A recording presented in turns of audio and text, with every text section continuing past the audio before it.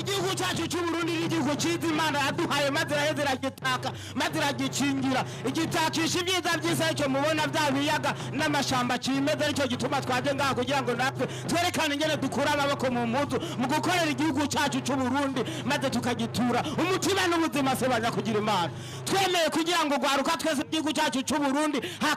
hazoza umuntu akurako n'akamanyu twemere twitange se banya kugira imana shaza murabere se mwana wemeze mu kirundo shaza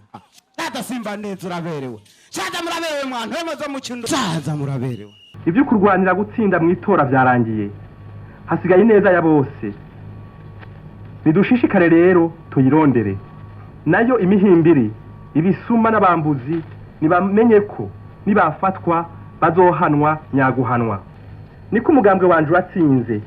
ariko nta nsinzi ndemera ntabonye ko Burundi bwose buri mu mahoro mwihirwe n'amajambere y'ukuri ico twemereye igihugu ntituzoruhuka tutakigishikirije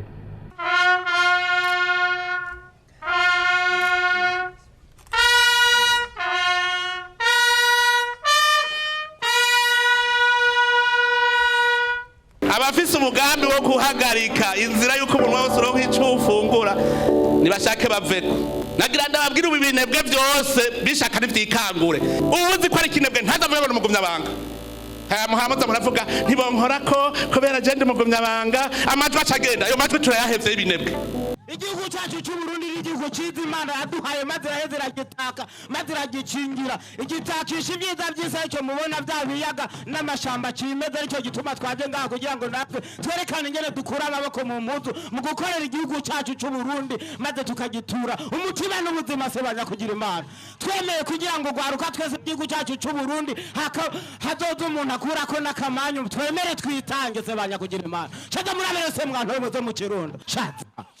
simba neza uraberewe shaza muraberewe mwana wemeze mu kirundo shaza muraberewe